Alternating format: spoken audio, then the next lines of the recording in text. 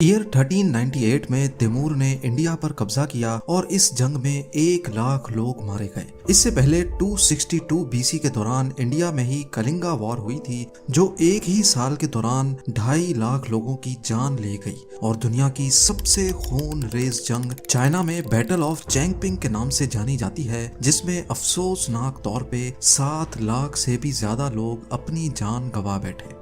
इंसानों की हिस्ट्री में झांका जाए तो पिछले 5000 सालों में करीब 10,624 अलग अलग बैटल्स लड़ी जा चुकी हैं। इनमें से ज्यादातर बैटल्स या जंगों का सिर्फ एक ही मकसद रहा है और वो है ज्यादा से ज्यादा जमीन पर कब्जा करना।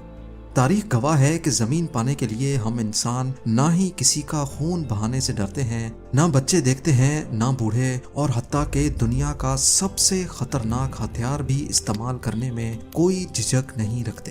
पर इसी सब के बीच जमीन का एक ऐसा टुकड़ा भी है जो हर 6 महीने में बगैर किसी खून खराबे के एक भी गोली चले बगैर अपनी कंट्री चेंज करता है।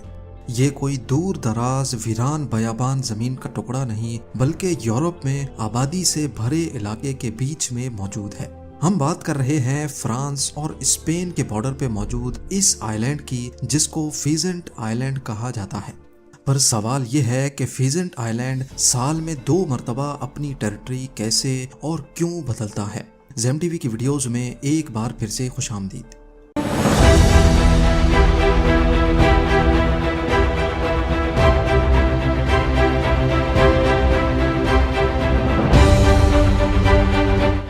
Here, you could be standing in France one day, the next day, you'd be standing in Spain.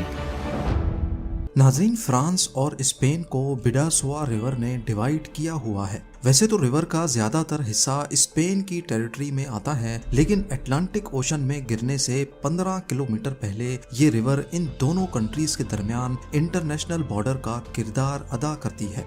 इसी रिवर के बीच में स्पेन के शहर इरुन और फ्रेंच सिटी ऑन्टाई के करीब ये छोटा सा फीजेंट आइलैंड मौजूद है। इस आइलैंड की खास बात यह है कि अगर आप यहाँ 31 जुलाई को खड़े होंगे तो आप स्पेन की टेरिटरी में खड़े कहलाए जाएंगे, लेकिन रात को 12 बजते ही वहीं खड़े खड़े आप फ्रांस की टेरिटरी में चले जाएंगे।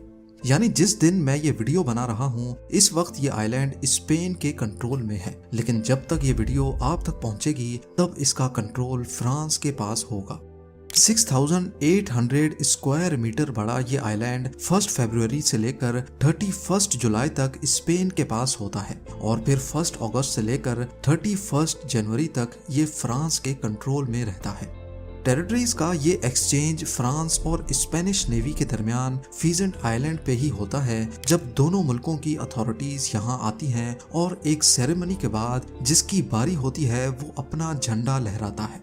फीजेंट आइलैंड की ये एक्सचेंज सेरेमनी पिछले 170 सालों से ऐसे ही चलती आ रही है।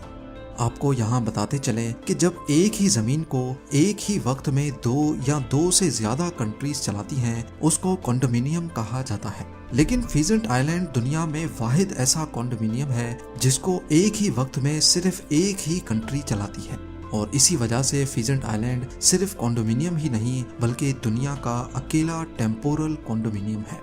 बॉर्डर्स का ये एक्सचेंज होता तो बिना किसी खून खराबे के है, लेकिन ऐसा होता क्यों है, ये दास्तान इतिहास के जिन कागजों पर लिखी है उनको भी खून ने रंगा हुआ है। 1600s में यूरोप एक बहुत बड़ी जंग से गुजर रहा था। ये जंग करीब 30 साल तक चली थी, जिसको द 30 ईयर वॉर के नाम से भी याद किया जाता है। हिस्टोरियंस का कहना है कि ये एक रिलीजियस वॉर थी, लेकिन इसके पीछे पॉलिटिकल और इकोनॉमिक पर्पस भी था।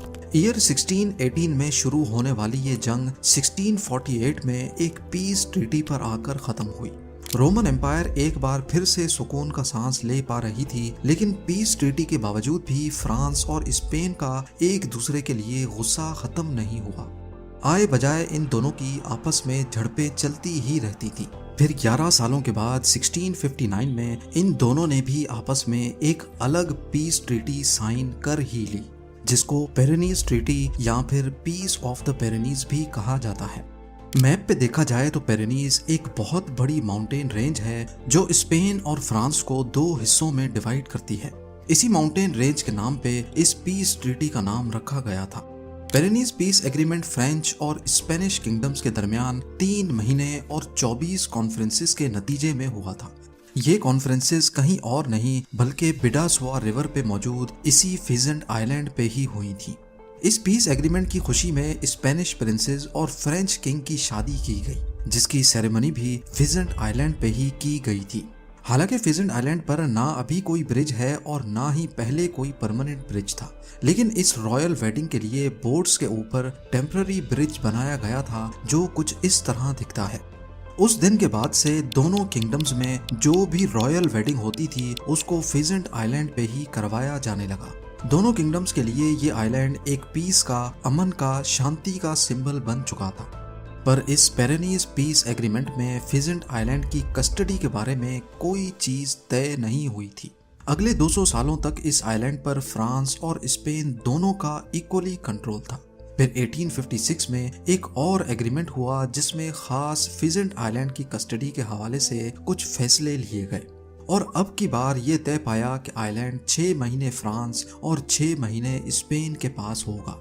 तब से लेकर इस आइलैंड की अदला बदली का सिलसिला चलता ही आ रहा है। ये शायद ही दुनिया का वाहिद हिस्सा है जो पिछले 170 सालों में 340 मरतबा अपनी सॉवरेनिटी चेंज कर चुका है।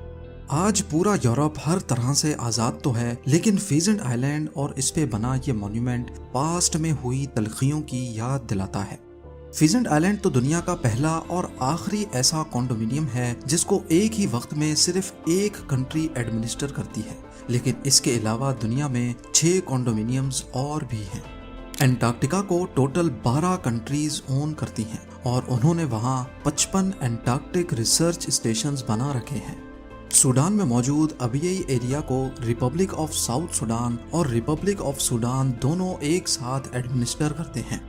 ब्रिचको डिस्ट्रिक्ट बोस्निया एंड हर्ट्जगोविना और रिपब्लिक ऑफ सर्ब्सका का एक कॉन्डोमिनियम है। गल्फ ऑफ फांसिका को एल सल्वाडोर, हॉन्डुरस और निकारागुआ तीनों क्लेम करते हैं कि ये हमारी टेरिटरी है। कोलंबिया और जमाइका कैरेबियन सी के इस हिस्से को आपस में शेयर करते हैं। क्या है कि जिन कंट्रीज पर समंदर लगता है उनके पास समंदर का 200 नॉटिकल माइल्स का एरिया होता है, जिसको एक्सक्लूसिव इकोनॉमिक जोन कहते हैं। कोलंबिया और जमाइका क्योंकि आपस में करीब हैं, इसी वजह से इनका इकोनॉमिक जोन आपस में ओवरलैप कर रहा था। तभी उन्होंने फैसला किया कि बीच के पूरे कैरेबियन सी पर दोनों का हक होगा। लेक कॉन्स्टेंस पर ऑस्ट्रिया, जर्मनी और स्विट्जरलैंड तीनों का राज है। और आखिर में मोजिल रिवर, इसमें मौजूद ब्रिजेस और 15 के करीब छोटे आइलैंड्स को फ्रांस, जर्मनी और लग्जमबर्ग ने मिलकर कॉन्डोमिनियम डिक्लेयर किया हुआ है। उम्मीद है ज़ेम टीवी की ये वीडियो भी आप लोग भरपूर लाइक और शेयर करेंगे। आप लोगों के प्यार भरे कमेंट्स का बेहद शुक्रिया। मिलते हैं अगली शानदार वीडियो में।